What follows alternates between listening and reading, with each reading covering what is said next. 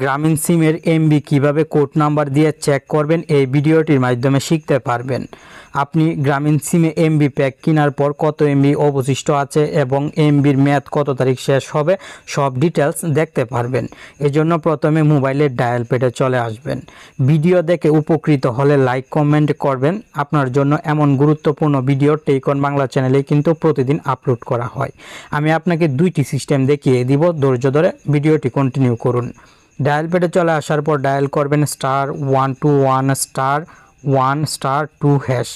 এই কোড নাম্বারটি ডায়াল করবেন *121*1*2#।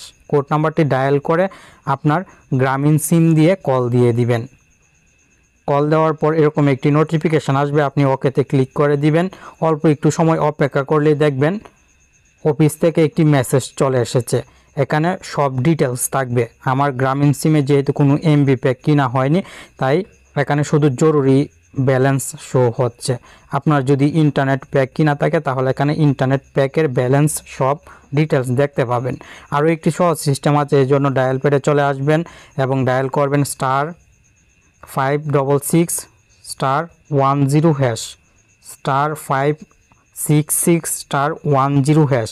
এই কোড নাম্বারটি ডায়াল করে গ্রামীণ সিম দিয়ে কল দিয়ে দিবেন। কল দেওয়ার পর এখানে কিন্তু সব ডিটেলস দেখতে পাবেন। এই যে দেখুন 0 এমবি আছে। আপনার সিমে এমবি থাকলে এখানে এমবির পরিমাণ শো হবে এবং কত তারিখ মেয়াদ শেষ হবে তাও নিচের দিকে দেখতে পাবেন। আশা করি কোড নাম্বার দিয়ে এখন খুব সহজে গ্রামীণ সিমের এমবি ব্যালেন্স চেক করতে পারবেন।